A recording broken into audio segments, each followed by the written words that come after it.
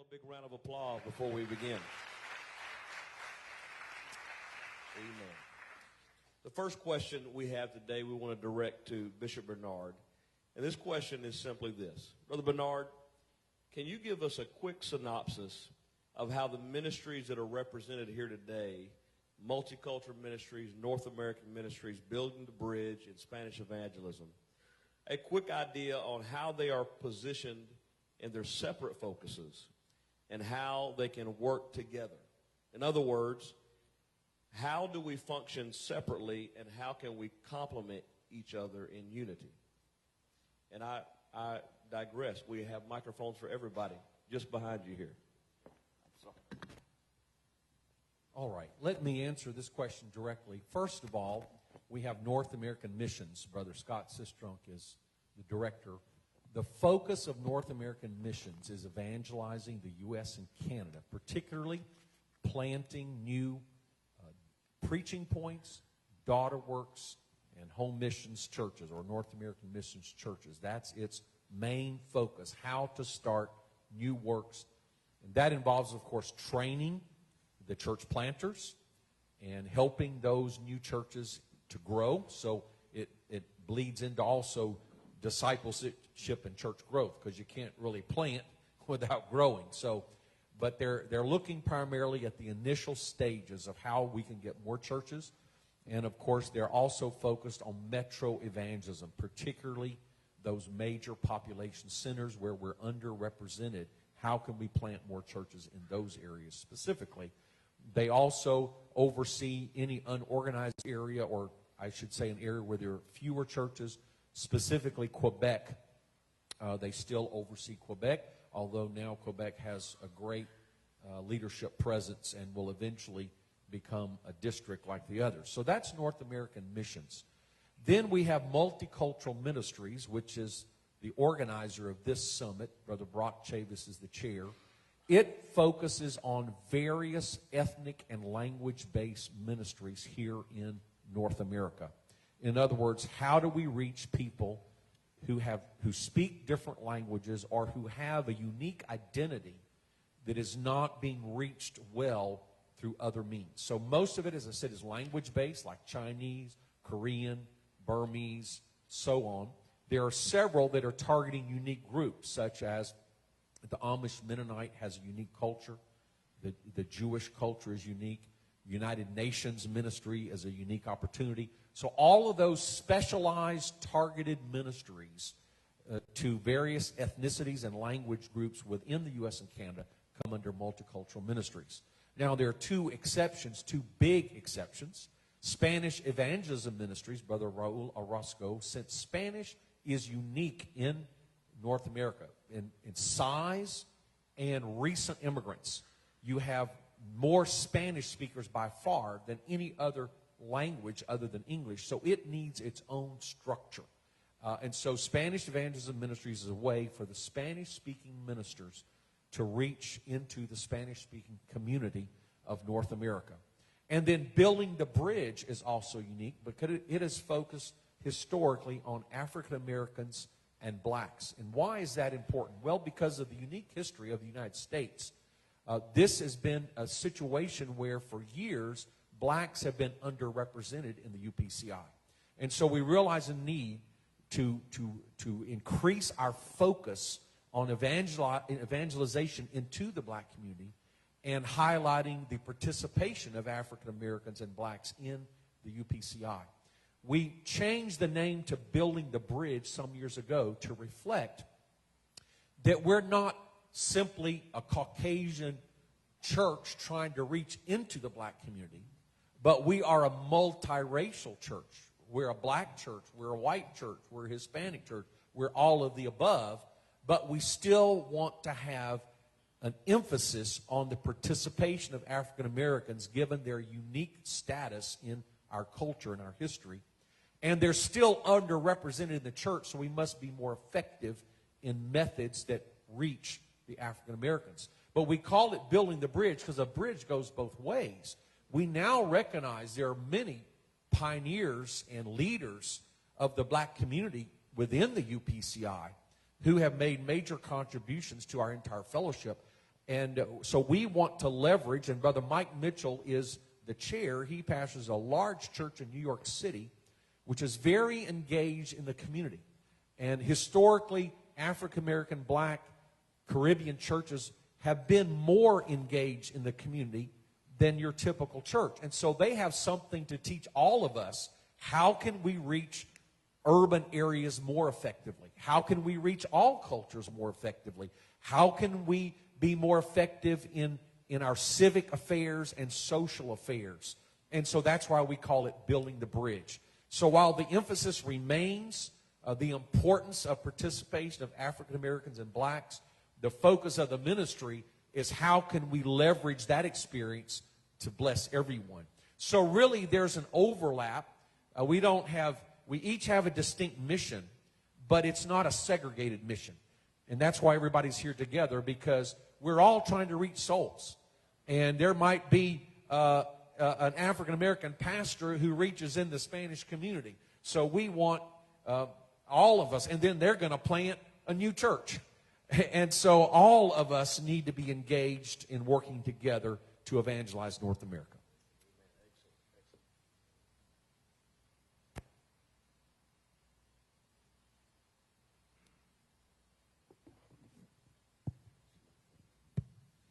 Thank you for that great answer. I've been asked to mention for those watching on Facebook Live, you can submit questions, and those questions will be submitted to us here on the panel. I mentioned this yesterday in our banquet, and before I go to the next question, we want to say that this meeting we're having here at this time, it's a multicultural summit. So during this meeting, we've been talking a lot about the focus on other cultures, cultures that originated outside the United States and Canada, ethnic groups and nationalities, minorities. But we do want to say that nothing that we have done or said in this meeting is meant to overlook or underemphasize or take value away from the fact that all of us believe that every culture matters, including Caucasian, North Americans, and Canadians. Amen. And what we're doing is we have a special focus here, but the name of this is multicultural ministry, and that means everybody. One of our big visions, and a lot of what our ministry directors for MCM are promoting in their meetings now, is let's also be multicultural. We're focusing on the group that we're called to minister to, but let's teach and train. Let's have multicultural services ourselves. So we're seeing some great advancements there. The next question I have is going to go to Brother Scott Sistrunk with North American Missions. And the question is this: Brother Sistrunk, what is the message of North American Missions to its upcoming church planners in view of an increasingly multicultural North America? Well, simply put, if you're not going to reach all cultures, then you're not fulfilling the mission of the church. And so church planners have a unique opportunity in that we're not trying to turn a church that may have been monocultural for years and change the hearts and attitudes of people. We get a fresh slate, a blank slate. And so I think the emphasis on multicultural evangelism and knowing that we're all made of one blood and we're all equally valued comes from the heart, right? And so church planners should have a heart for multicultural evangelism. And so when you do that and you start from that, it's almost impossible not to have a multicultural church. When you throw that net out there, all manner of fishes come in. I'd also say that in the United States in this time period, immigration, legal and illegal, has increased, and we are probably more racially diverse in America than ever before. And so if you're not going to focus on multicultural outreach, then you're going to have a hard time planting a church. Okay, so if you just, and that goes for Spanish or black or white or what, anytime you just focus on one culture that's not language-based, you're going to have a hard time. So in addition to that, the metro cities of North America, major metropolitan areas, remain the most under-evangelized areas in North America. Well, they're also the most diverse. And so we intend to focus in North American Mission on planting churches in these major metropolitan areas. And so necessarily we've got to become more skilled, and we welcome what multicultural ministry is doing, what Building the Bridge, what Spanish is doing in increasing our expertise at reaching other cultures, because that's where we're going. And these immigrants normally don't move to small towns where even the local residents have a hard time getting jobs. They move to major cities. And so we plan to reach those. And so our message to every church planter is, you need, if you're not already educated in multicultural evangelism, before you plant a church, make sure that you learn all you can about this. Very good. As a follow-up question, out of the ministries gathered here, North American Missions is the largest department, has a very strong fundraising program each year through Christmas for Christ, and church planting is its major focus. There are many resources within North American Missions for church planters. My question is, how can pastors from multicultural ministry, Daughter Works, or Spanish churches, or those connected with Building the Bridge, how can they better connect to North American Missions and take advantage of those resources that you have created and designed? Well, when we all get to heaven, we're all going to be one culture, right? And so in the church, we should be. It's God's culture, not the different cultures is not a result of what God did. It's a result of what man did. And so the church should be unified. And the beautiful thing, no matter what community you're reaching with evangelism, Bible culture is you gather those people into churches. Okay, you can't be equipped, and I don't want to have time to explain this, but you can't be saved without the church. That's my strong belief. You have to have a local church to be discipled. And so whatever our outreaches are, it ultimately winds up in church planting.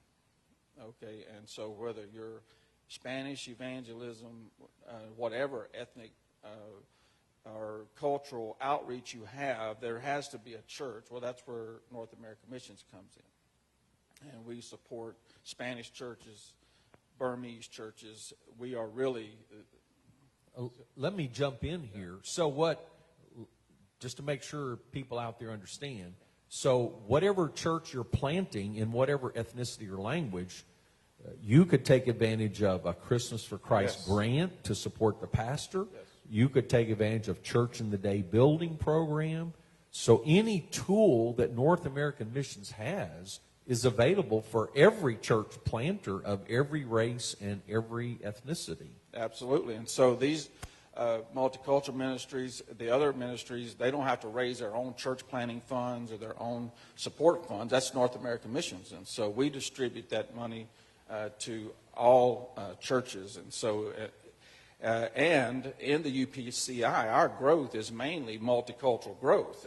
If we didn't have growth in Spanish and other ethnic cultures, our growth would be probably 60% less than it is. And so we welcome all of this, and we intend to back it, raise the funds, and fund it.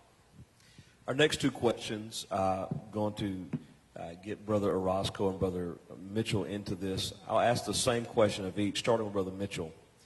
What are the major focuses of Building the Bridge ministry, and what ways can non-black or non-African American pastors find Building the Bridge as a resource for their local church? Well, the major focus of Building the Bridge is to reach into the African American community. At the inception of this ministry 40 years ago, its primary focus was to reach into the black community. However, the black community has been transformed by migration. People of every ethnicity has now moved into the inner city. Thus, the African American is not exclusively within these areas. Therefore, Building the Bridge had to rebrand or refocus its mindset that now we had to create resources that would reach to every culture group regardless of ethnicity. How a pastor can reach into the inner city is by taking advantage of the resources that we have developed, such as Appreciation Sunday. Appreciation Sunday reaches everyone, no matter what their culture group is, and it extends to a particular profession, whether it be law enforcement, educator, or any of those areas, and a pastor can now launch that ministry into the community and reach everyone coming into his church. Excellent, excellent. Brother Orozco, I want to ask you a very similar question. What are the major focuses of UPCI Spanish evangelism, and in what specific ways can a non-Hispanic or non-Latino pastor find Spanish evangelism as a resource? Well, first of all, we have the language. I would summarize this in three things: language, the fellowship and representation. As Spanish ministries, the language is one of the things that we deal. It's not always the language. Sometimes it has to do with culture. But as Spanish ministers, we provide a fellowship. Those that want to start a Spanish church, for instance, we provide them with. There's plenty of materials now being translated throughout the years, and so there's plenty of material that has been done throughout the years. So there's materials that they can use. There's also, providing them with fellowship. We have our national or our yearly conference where everybody can come and get motivated, get ignited to do more for God, and then we have a representation. I have the privilege of sitting in the general board and then bring in to the general board issues that we face. Like we recently now pastors that are in the process of fixing their immigration status, they can get licensed now, and a few other issues that are specific to the Spanish the Spanish language and the Spanish culture. So those three things I would say are the main things that we're focusing on, and there's plenty. If you have half an hour, I could talk a little more. Brother Chavis, I want to interject too for people who are not aware, but all of these gentlemen are sitting on our general board, and that way in every general board meeting we know that the perspectives will be represented. Now, of course, North American Missions by definition is a member of the general and executive board, but Multicultural Ministries Director, and Brother Chavis looks about as white as I am, but he's half Native American.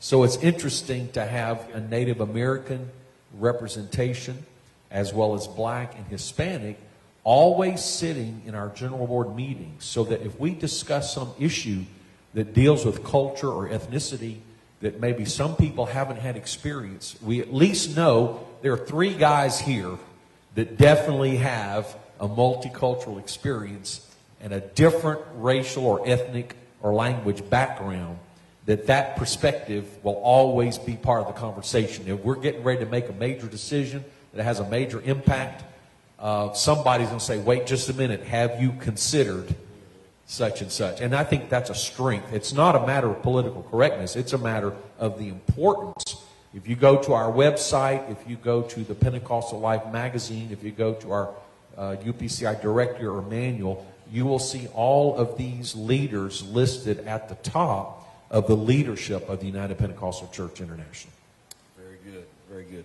Brother Mitchell, I want to ask a question of you, and then I would like for any other members of the panel who'd like to comment on this to chime in just after.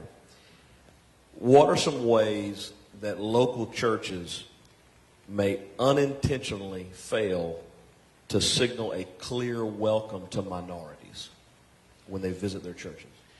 There are many signals that can be given by a church, but from my perspective, if you do not diversify your song selections, which is a very big issue because singing is a major part of our worship experience. I am from Jamaica, and it's easy for me or my congregation, if they're not educated, to just begin to sing the songs that Caribbean people enjoy. But because we are intentional in diversifying our church, then we are very careful in our song selections to ensure that everyone that comes for a true worship experience is included, even from the standpoint of singing. So I think that we have to be very careful. One of the other things Bishop talked about, potluck, and diversifying even your meal selection when you're having a special event.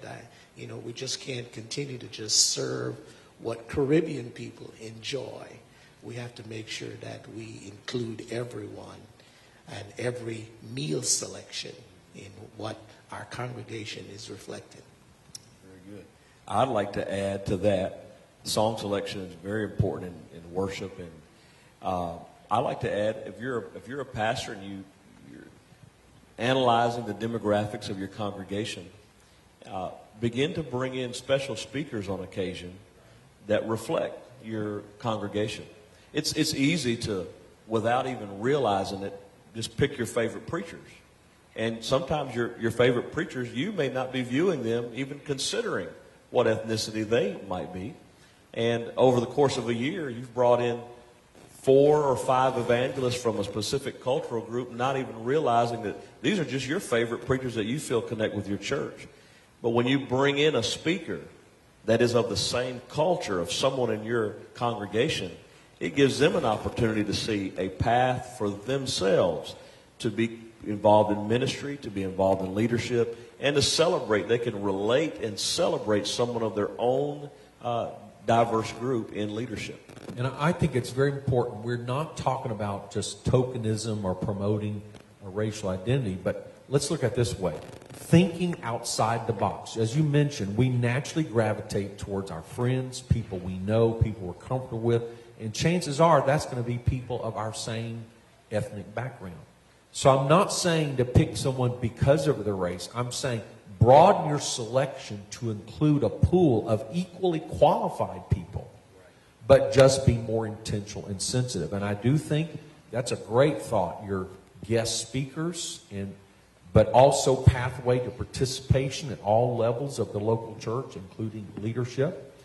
Being intentional in the things you say. For instance, it could be a simple thing, but you're using an illustration in preaching a message. Maybe use a quotation from Dr. Martin Luther King Jr. Or maybe if there's a certain celebration, you make sure to make reference not only to what you were raised with, but something that might connect with a different ethnicity. Just diversify your frame of reference of the illustrations you use, the examples you use, the missionaries that you use. Just be more intentional and more inclusive, not to, as I said, not to be politically correct, but to reflect the existing diversity of our society, as well as either the existing or hoped for diversity that already is in the local church. And I believe, Bishop, also in your selection as it relates to speakers, one of the mistakes that sometimes our friends make based on that they're coming to what they call a black church, they feel they have to make the statement that, man, some of my best friends are black. I just love West Indian foods. Is there anybody out there?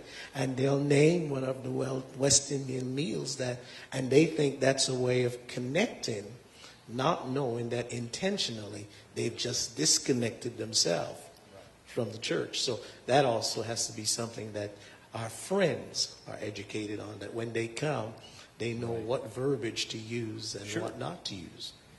And I'd like to say that in another way. We don't have to constantly feel the need to qualify ourselves. If this is who you really are, and you're constantly qualifying yourself, you're signaling, this is not who I really am, and I want you to get a different idea. If it's who you really are, you don't have to say, this is my black friend. This is my Spanish friend. You know what? This is my friend. People can see that they're black or Spanish. It's obvious. Don't have to qualify yourself. And I think that speaks louder and more than you saying those words that do qualify. Brother Bernard said the word tokenism. And now we get into some deeper water here. When we talk about leadership, I just want to throw this out, and I actually wrote about this in an article that was published early this year in the Pentecostal Life. Tokenism and what we use as a term affirmative action, in my opinion, I don't believe it has a place in ministry. What I believe we should be thinking about is intentional mentorship, because I feel it's very damaging to place someone in a leadership role for them to later find out the only reason they're there is because they look a certain way. People are not stupid. Your congregation can do the math. Guests can figure it out. If you just have someone sitting on the platform, but they have no role, they have no authority, they're not in any way of leadership, that doesn't answer the question. That doesn't automatically make you seeker-friendly to multicultural groups. No. But here's what does. Intentionally focusing and saying, in my community, we have a great number of a specific culture. Lord, help me to find someone that I can invest in, that I can build, that I can encourage, that I can teach, train, and promote. And then as they naturally grow, they are qualified to naturally fill those roles. And then we don't have to qualify ourselves by saying we have someone of color on the platform. Everyone knows they have a great ministry. They have confidence in them, and it speaks volumes to the community. Amen. In a church planning context, sometimes, when you got 20 people, you can be monoculture and not mean to be. And so what I've found helpful is when I have somebody in a monocultural environment, you have somebody come in that is not of that culture, the way I try to disarm that is through personal relationship. Okay, I make sure I'm very intentional about trying to make them comfortable. In a church of 200, maybe they can't talk directly to the pastor, but I can invite them for coffee that afternoon. Okay, and I can signal my willingness, and then as a relationship grows, I can have an open conversation with them about, I understand that we're not diverse here, but I intend to be. The future of our church is diverse. Help us make it diverse. And so be intentional about it. So we've covered song selection, speaker selections, intentional mentorship for leadership, genuine relationships, and a question or a comment just came from the crowd. Consider baptizing people in their first language. Isn't that beautiful? That's just something great. Consider baptizing them in their first language. I think that's very special. Thank you for that. Brother Roscoe, here's a kind of a technical question, but I think it's very, very valuable that's come in. Some churches favor verbal translation in Spanish using a translator, someone who is on the platform and actually verbally saying it through a microphone.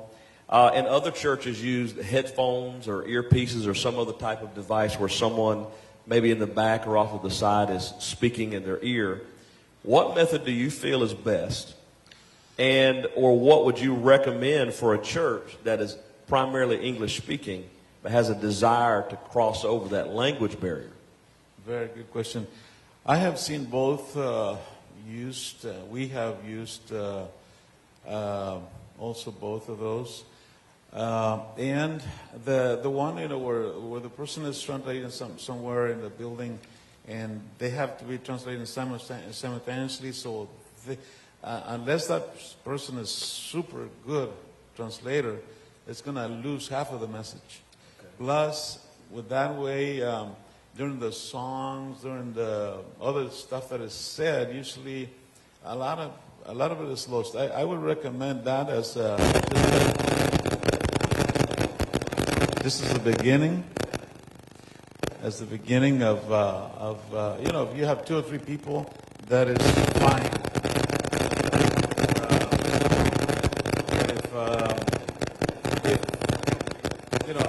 If you have people already, and the intention is to ultimately grow that particular ministry, I would recommend side-by-side translation or interpretation, because this way, everything that has been said, the person that is speaking the first language gives time to the other person that is translating, and then everybody gets the same thing. And when in a setting like that, you need to consider also the music. The music, it needs to be also bilingual. There has to be some music that is in whatever the language, and then do some others. Not only the music, but also sometimes the style of music is important, because it's not only the words, but it's also the culture of the people and different things. So, but that we ultimately came to a point where we started full English service we're having now, and so.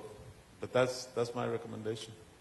I'd like to add from my experience, if you just have 1 or 2 speaking another language, you can probably sit quietly and translate, or maybe sit in a section and translate. Or if you have several, the headphones are fine. But just like Brother Orozco said, it doesn't give the full message, the full experience. It doesn't address the larger cultural issue, the singing. So what happened in our church was Spanish. We would have Spanish-speaking people come. So we just had a few. We would use the headphones. But then, as it grew, they said, well, can we have a service? So we would do one Sunday night a month in the fellowship hall, a service in Spanish, so they get the full experience. But the rest of the time, they're listening to the English service on the headphone. Then we went to every other week. Then we went to every week. And then we said, okay, let's forget about the translation. Let's just have a full church. And so we started a Spanish-speaking church. And then later, it got its own building and moved off. Well, guess what happened? People still started coming to the original location because of family and friends. So we started all over with the headphones. And then we just went through the same thing. And we started a second Spanish church. So I think it has its place, especially with a very small number or with a start. But it doesn't meet the ultimate need. If the group grows, that's not going to be sufficient, because it's basically an English church plus. And if you've got a significant group, they don't want to be just considered an offshoot. Or in reverse, Spanish and English could be the same way. That opens the door for another question for anyone on the panel to answer. Why is it that in some places people form separate congregations for each language group, while in others people promote having combined bilingual, trilingual services? Is one approach better than the other? Let me start. I don't think I need to be the only one. I think it depends on the circumstances. Where I've seen it, bilingual service is when you have a true bilingual community, like near the border of Mexico, Laredo. It takes longer, so the whole church if you're going to have a true bilingual service, it really takes a commitment from the whole church. And when you have a majority culture trying to reach a minority culture, it's one thing to have a vision to reach into that culture. It's another thing to change your whole church so that everybody participates. And so unless it's a bilingual community, it's really hard to sustain a truly bilingual church, because it requires sacrifices on the part of everybody. Now, but there isn't often, like, say, reaching many ethnicities where you don't have a huge population or you don't have a constant stream of immigrants, where many of the immigrants know English, or their kids know English, or they're married interculturally with English-speaking people. They really want a majority English church because that's where their family plugs in. So it might be a Korean woman who married an American. Well, her husband, her kids don't even speak Korean, so they don't want a Korean church. However, that woman would surely like to have a Bible study or a Sunday school class or a once-a-month fellowship. So there are some ethnicities you're never going to start a separate church, but you're going to start a targeted outreach within your church because you have a family that wants both languages. And so, but now I will say in the long term, if you have a sizable population that needs a language, that is an indication it needs to be a church. And while it may be a daughter work or while it may be a multi-campus church, in the long run, if you're going to recruit a pastor to take over, I believe according to our own self-government of the UPCI and to provide proper incentives, that pastor needs to have the opportunity to eventually become a self-governing church and not forever be under a daughter work. Because just as our pastors wanted the opportunity to be able to lead and start their own church, we have to give that same privilege in the long term to other ministers that we raise up. Very good. You know, another just simple underlying principle is, you know, faith cometh by hearing, hearing by the word. It is really about making disciples and being able to communicate spiritual principles to people. So you may say, oh, I want a diverse congregation. But if you can't communicate effectively the principles of the Word of God, then they need it in another language. And so, and communication is so much more than just language. So now if a person can go learn medical terms and learn engineering, they have English proficiency to that level, then they can probably understand the Word of God. But you can't authentically disciple somebody that's not understanding what you're saying. And so at that point, there becomes a need to get some help or to divide it into a way that they can be discipled. Very good. What proactive steps can a pastor or a congregation of an essentially monolingual, monocultural church, what steps can they take to build a multicultural congregation? Anyone who would like to answer? Brother Mitchell, I'll put you on the spot. I think they can be intentional in their evangelistic efforts. I think that would be the first step. I think also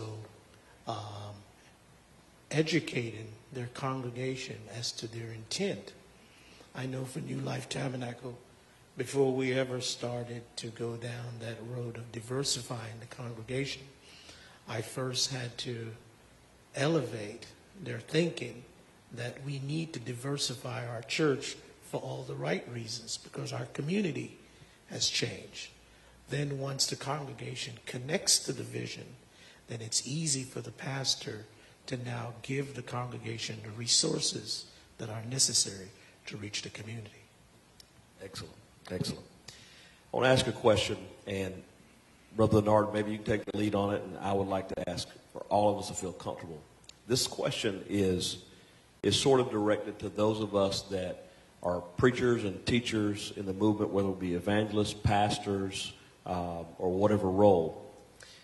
There are things that sometimes, because of various backgrounds and cultural upbringings, that there are phrases, idioms, slurs that somehow, seemingly innocent, have worked its way into our vocabulary when we preach. And while in most cases the intent is not to be delivering a racial slur, it happens. I'll give you an example. I once had an evangelist preach for me, and he said something that I've heard many times from the pulpit, and I'm being sensitive here, but he said, when that revival kicked off, people started speaking in tongues like it was a Chinese laundry. Well, I've heard that for 30 years. That's not offensive to just about anybody in our church congregation, except that one lady we have who was Chinese. Now, I didn't have a large Chinese demographic in our church, and perhaps he didn't notice, or perhaps he didn't even think about it. But that's an example, so that's the context of the question. What are some things as ministry we should just avoid? Let's look at it like this. Here's some things that we should just cut out of our vocabulary in preaching. Go. I'll start off. Yes, this is important. I think, bottom line, any ethnic-based humor or any comment that could put a certain ethnicity in a bad light is not appropriate from the pulpit, and really probably not appropriate in your conversation. Now, I'm from Texas, and I graduated from Rice University, University of Texas. Our rivals were Texas A&M. So we tell Aggie jokes.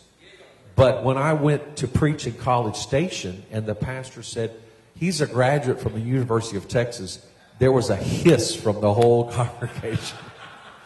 So even Aggie jokes, you have to be careful where you say them.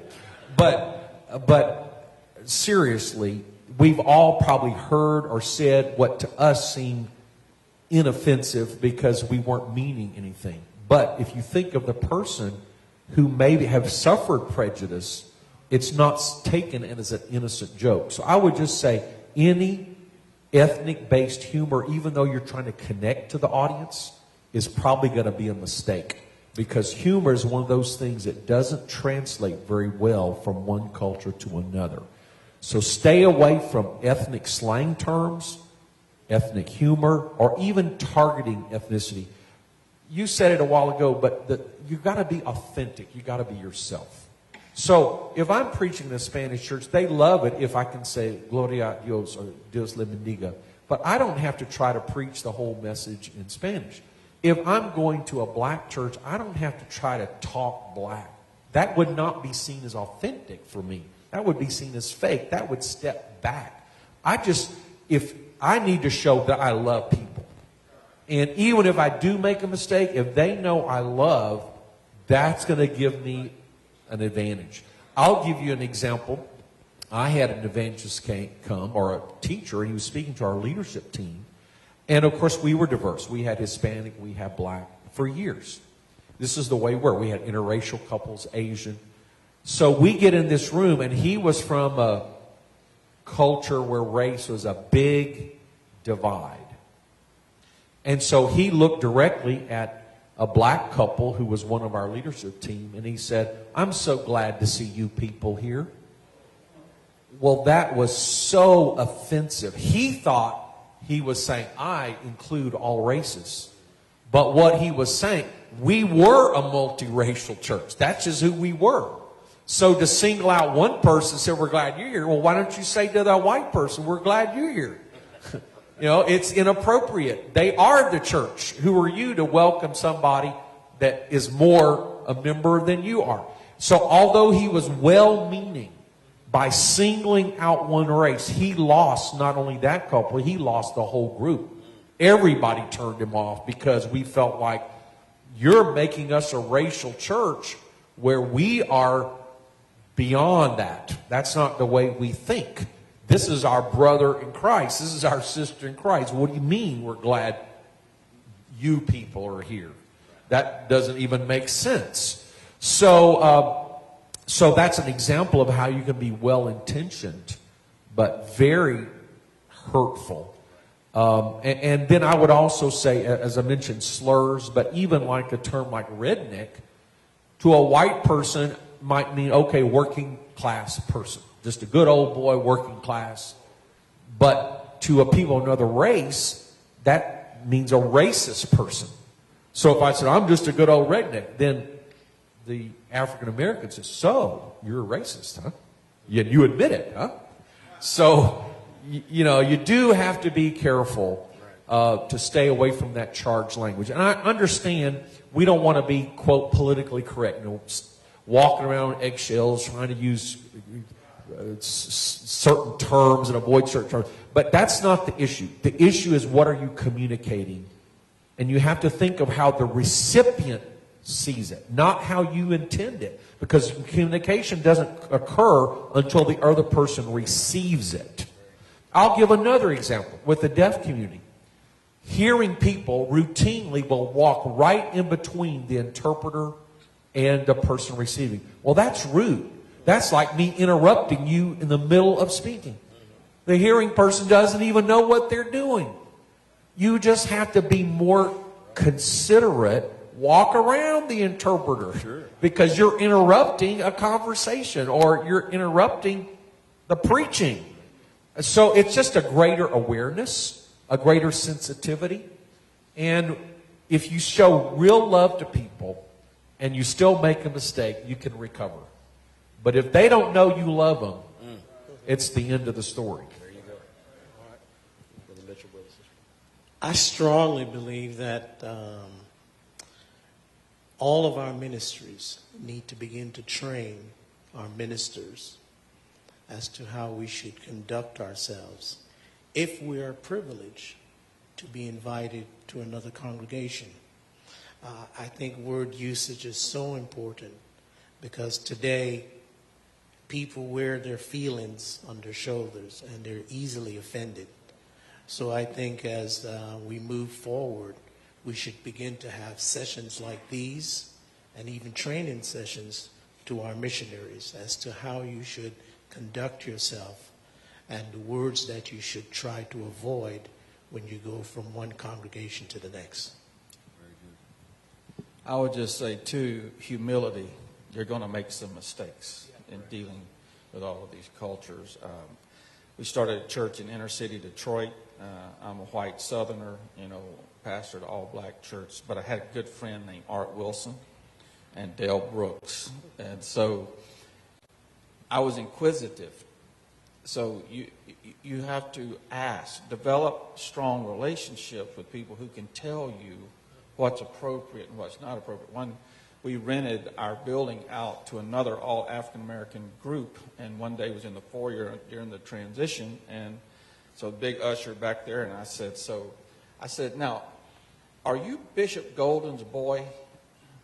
Well, to me, it's like, are you his son? And so Sister Brooks was standing by. She said, what he means is, are you Bishop Golden's son? I'm like, what just happened? She said, Pastor Sistrunk, don't say that, And so I apologized. I said, I'm sorry, I didn't mean to offend you by that. And just realize you're going to say some things. Just apologize, listen, don't get offended that they're offended. Okay, that's our culture, right? Offended. Why are you offended? Well, they're offended because they're offended. Apologize, right? And have humility. That's it. I didn't mean to cut you off. I would just say that's so good. That's such good, clear. And remember, we're trying to reach sinners, and we're trying to disciple people in our culture. So you're right. Don't get offended because somebody's offended. You're dealing with people you're trying to win to God, and even if they're saved, you're supposed to be the mature person trying to lead them. So it's set aside. Well, you have no right to be offended. I didn't mean that. That's beside the point. It's like if you're in China and you use a slang word for Chinese, you don't get mad at them. I will say this, and I won't give the example because it's too bad, but I was preaching in Australia and used a normal expression in American English that was probably the worst thing you could say. And they kindly received it, but then came to me later and laughed and told me. And then what made me feel good, the leader said, well, I was in America, and he did the very same thing in reverse, spoke to a woman in what he thought was a normal Australian expression, and it turned out to be very inappropriate.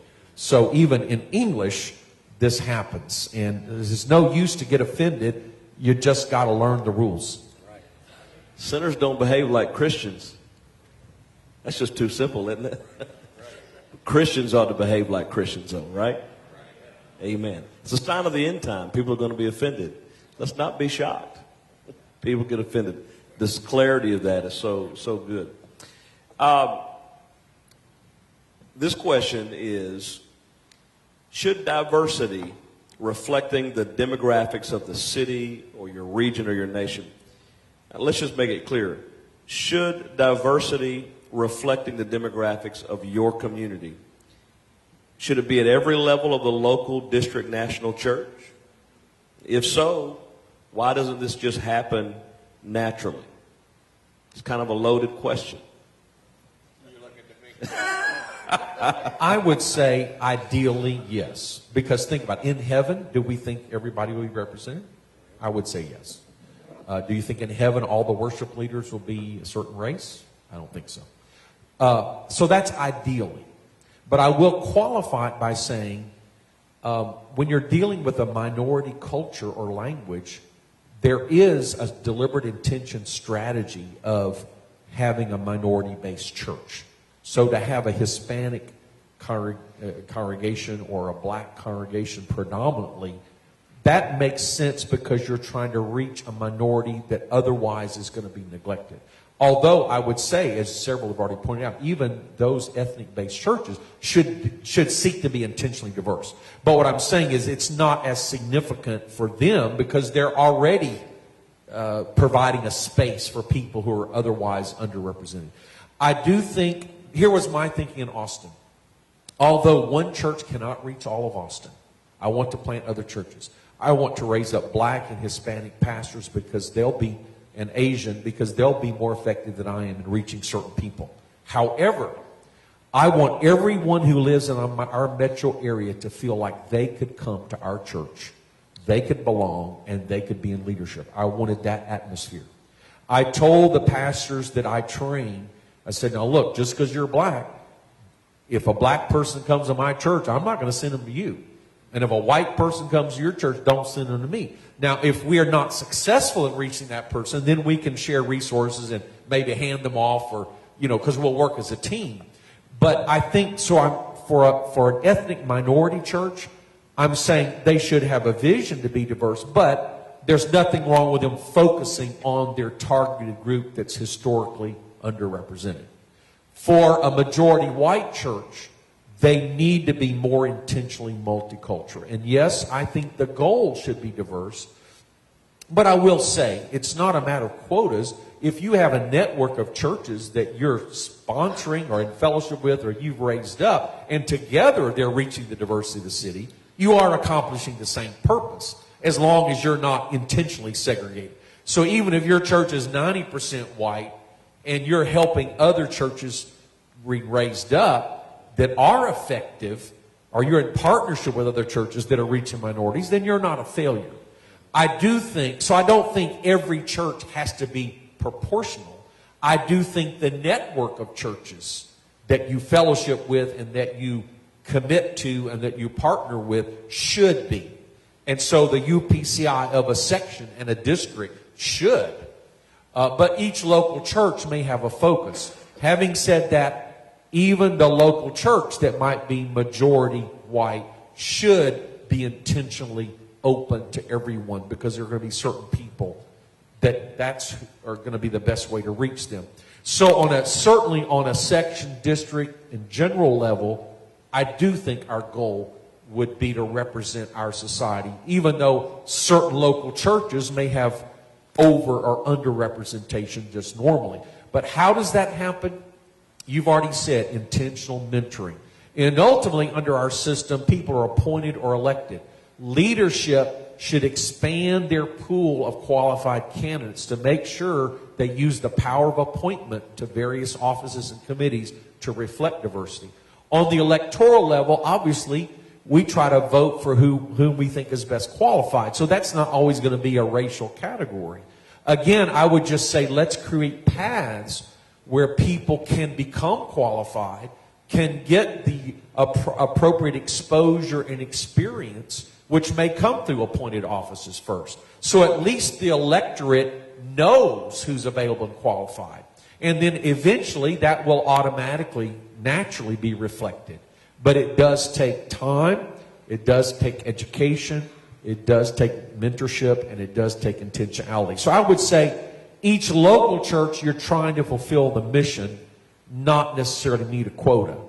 But from a general level, we do want to see leadership gradually evolve to be very reflective, not only of our society, but of our own internal constituency, which is diverse. Very good, very good. We're in the last 25 minutes of our forum, so at this point, if there are questions from our live audience, I'm asking Brother Wilson to help us out in the audience. We have a microphone set up there.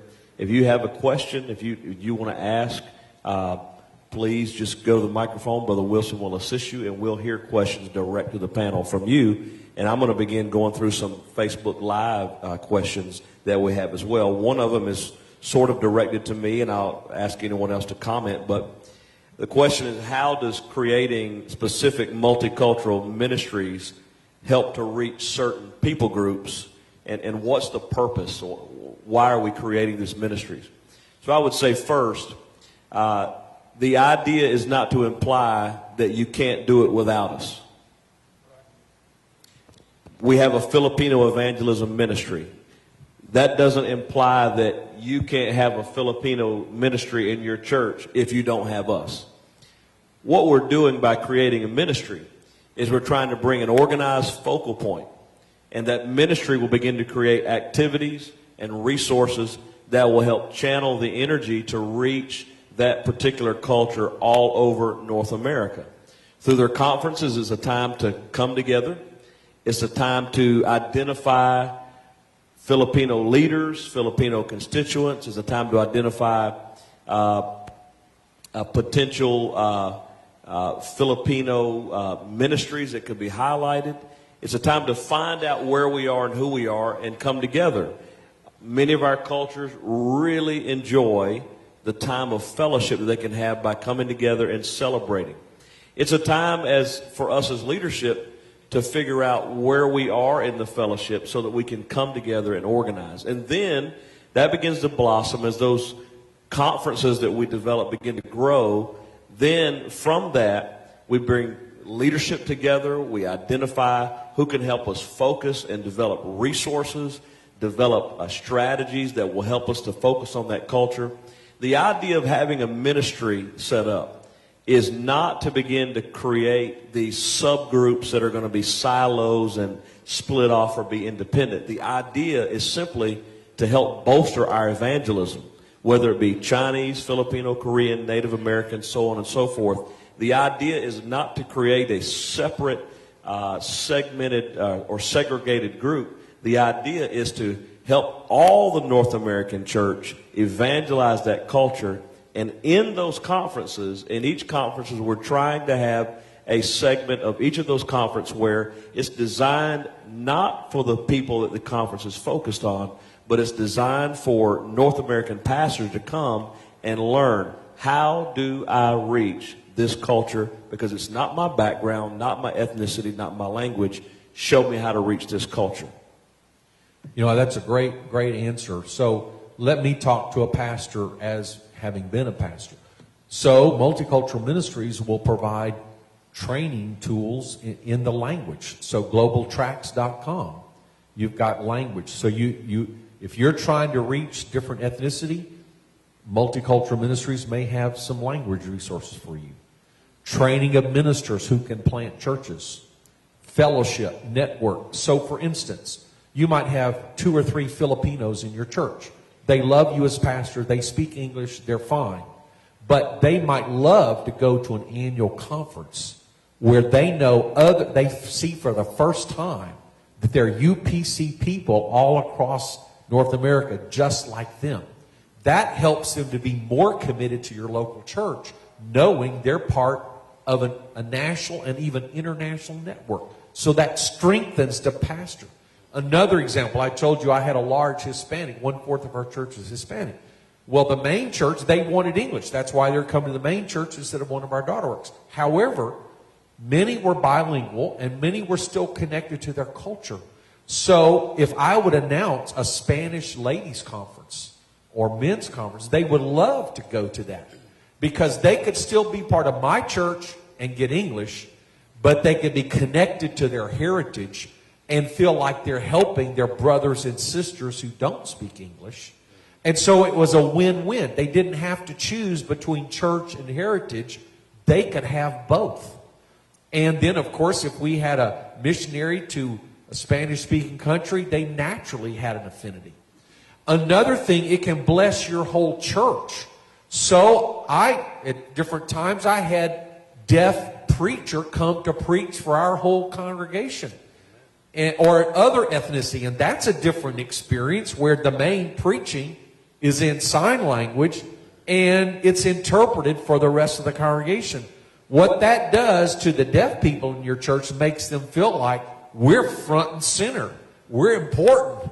This service is for us, and all the other people get to listen in. But what it does to the main church is give them an appreciation for the different cultures in their own church and a burden. And some of the greatest services we had were to have someone of another language minister. So it's not only how you can reach the ethnicity, being involved in this can bless your church. I want to give you an example that I just experienced last week in the deaf conference, which is this principle can spread over to all of our cultural groups. I spent about 3 hours in leadership with a large group, about 60 or 70 deaf leaders. And we're so thrilled to have our deaf team and interpreters here with us today. Can you give them a round of applause? Amen. But here was the question that came to me. And when it came into me, it literally broke my heart. I was very emotional because a deaf gentleman, he said, I love my pastor and I love our church, but we have a very, very small group of deaf people in our church. He said there's only 2 or 3 of us on occasion. He said, I know that if I would take the amount of fellowship time that I feel like I need, I use too much of my pastor's time. He has a family. He has others to minister to. But it's very taxing because with interpreting, it takes more time. And he said, deaf people, we get lonely. He said, we have a large feeling of loneliness on us all the time because of our hearing disability. We are cut off. And because interpreting requires so much more time and specific people, it drains energy from people. And he said, I want to fellowship with deaf people from other churches through deaf ministries. He said, but I don't want my pastor to feel like I'm planning on leaving our church. And so his response was, I love my pastor. I'm not going anywhere. But I don't want to hurt my pastor by fellowshipping outside the church. And so his question to me was, how can we help our United Pentecostal Church pastors understand that we have a need at times to fellowship within our group? And that varies slightly between different cultures, but let's just be honest. Let's just be clear. Sometimes we just like being around folks like us who understand our history, who understand our culture, and that doesn't make us racist. It doesn't make us pro. It's just comfortable. And these meetings sometimes are just like reunions. It doesn't mean that we're planning on starting another organization. Absolutely not. Doesn't mean we're splitting away or even implying the thought for it. The idea is let's come together to get revitalized, get ignited, and bring us back to the focus of evangelizing our cultural group. Amen. Amen. Brother Chavis, I just wanted to tag on to that. You know, we're preaching to the choir here today. You believe in multicultural evangelism or you wouldn't be here. So the audience we really want to affect are people who don't know why multicultural ministries, right? And so I think the key is empathy. And for a white American that's living in a majority culture, many of us never experience that, right? Now, I experienced it in South Africa being a minority. Brother Bernard mentioned last night he had experienced that in Korea. I also experienced it in Detroit. And then as a teenager living in Mississippi, I had a unique experience I shared in my session where God showed me what that looked like and what that felt like. You'll never understand, and I'm speaking to Caucasian ministers that maybe don't understand, you have to put yourself in their shoes and have empathy for what it means to be a minority in a culture. And God has to show you that. That's a beautiful example of talking to somebody. You don't know that until you have that interaction and somebody explains that to you. You can't dismiss that because you think maybe, as Brother Bernard mentioned, politically somebody's trying to run an agenda. No, this is real people that have real feelings of isolation. Jamil McLaurin, a church planter in Detroit area, we were at a mentoring thing. He raised his hand. They asked us to tell something that nobody would know about each of us. And so one of the things, and we were supposed to guess who it was, he said, I've been stopped by the police 22 times and have never received a violation. Well, I don't know what it's like to have been stopped by a policeman 22 times just for them to ask me some questions and check me out. I'll never have that experience because I was born white. But if I could put myself in Jamil McLaurin's place and feel what he feels when he is repeatedly, as a upstanding citizen, and I can't dismiss that experience. Anyway, empathy.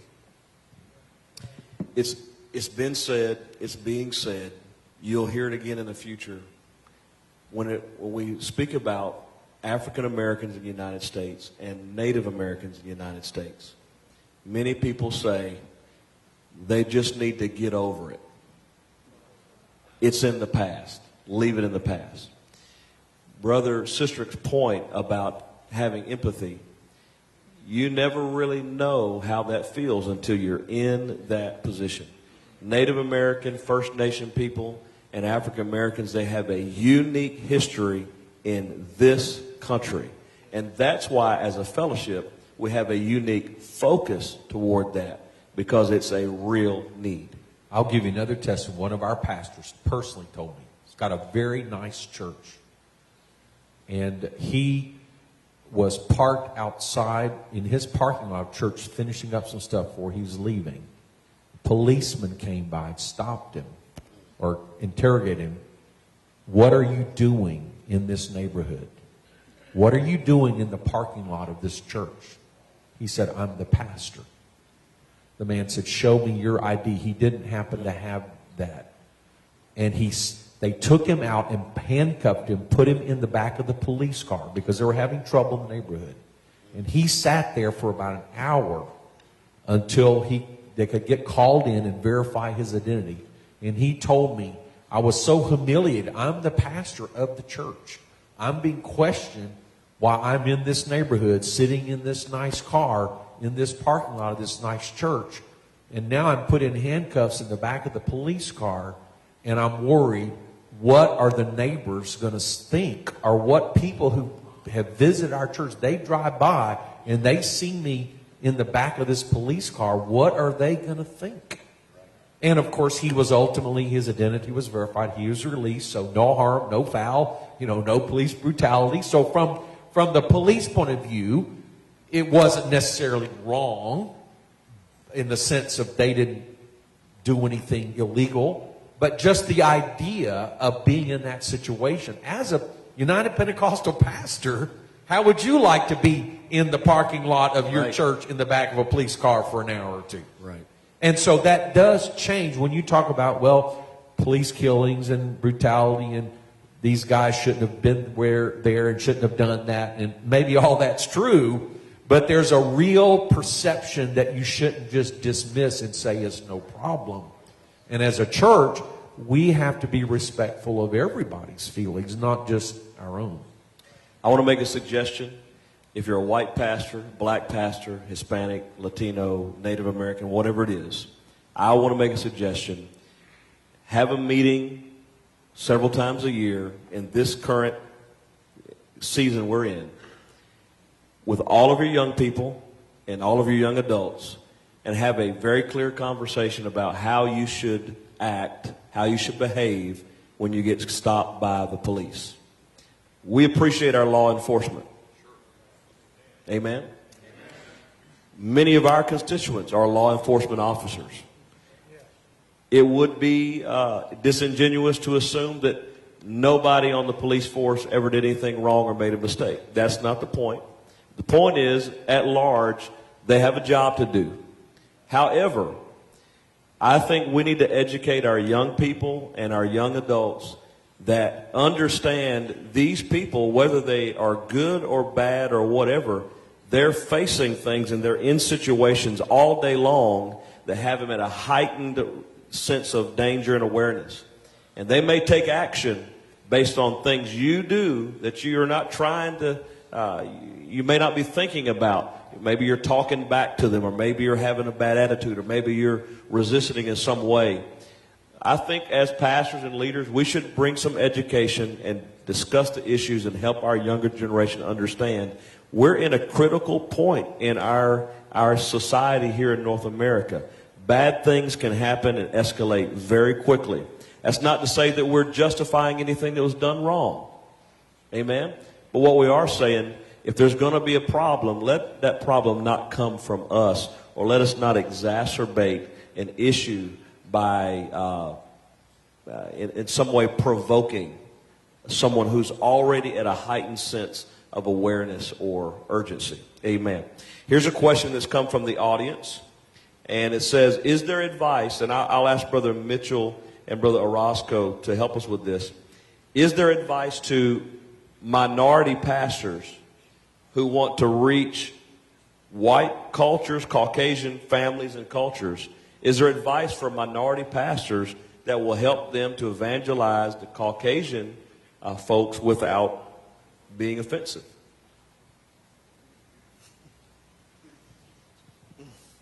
Tough question. Difficult question. But I think from what I've heard from this panel is no matter what the culture group is, just show love to people. I think if you can respect people for who they are, regardless of color or race, and just reach for them, I think people gravitate to love more than anything else. If you can just respect people and love people, people will accept the message that you're giving them, which is Jesus Christ. Amen. Brother Roscoe. Amen. I would second that. I believe that, this saying that before you can win somebody for God, you have to win them to yourself. And that is a very important thing. Once you become friends with them, you start relating with them, then you can talk about anything, and including the gospel, and they will not get offended. Because they know that you love them. They know that you have showed them that you love them. And once you pass that, no problem. Amen. Sure. Brother Art Wilson helped me with this. I don't know that he ever articulated this, but let's just forget about all the past, right? And so that's how you have to have a relationship with people. It's there. The history's there. But on a one-on-one, in South Africa, I got charged with when people saw me down the street, I got charged with all the crimes of apartheid. I felt it. Somebody looked at me, they just dumped all that history on top of me, right? In Detroit, I had people walk into the church, they see a white pastor, they walk out. Why? Because they charged me with all of that, okay? So don't charge any. I know that's idealistic in the world, but Brother Art Wilson and I, we never talked as, oh, well, you're black, I'm white. So, no, we're just brothers trying to build churches in Detroit. It was never an issue because he didn't charge me with anything, and I didn't place stereotypes on him. We just related. And so that's only possible in the church.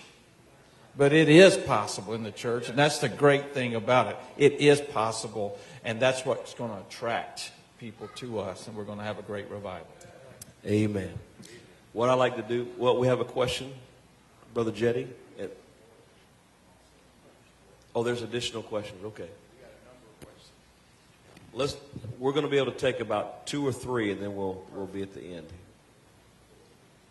Okay, Dalton's going to come from Urshan Graduate School. Hello, I'm an Urshan student, and I wanted to know if there's any advice that you have for our apostolic colleges as a whole, and more specifically our students to get involved and to help promote multicultural ministries.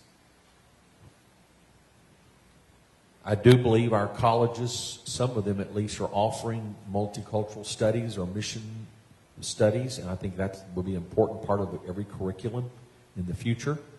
And I also believe that students should not wait till they get out of school, but they should find opportunities for ministry while in school. And I do think one of the fruitful areas, I've seen this happen at Urshan College in St. Louis. Also, my son Daniel, who's a full-time student pastor in Houston, reaching into the schools, especially the impoverished schools or the schools in lower income areas or that have lots of issues, often they're heavily minority, and they welcome mentors, coaches, life coaches. And there's, even though it's public school, there's an amazing opportunity for college kids to come alongside and be friends or mentors in some of the school systems. So be creative and find ways to get involved in the community. And of course, it's ideal if the school can help facilitate that. I do know that Urshan has a class. I think it's an elective class. It's on diversity. And I spoke there about a year ago with Sister Danisha Gates. And I would encourage all of our colleges to consider having diversity tracks. And maybe perhaps this panel could become a resource to the colleges in developing a curriculum. I know that any of us here would be willing to go and speak and spend some time with the young people at our colleges to invest. Next question. Troy from Arlington's coming. Good morning, gentlemen. I've enjoyed the session this morning. My question is, it's probably more geared towards building the bridge, Pastor Mitchell, and I guess anyone can chime in.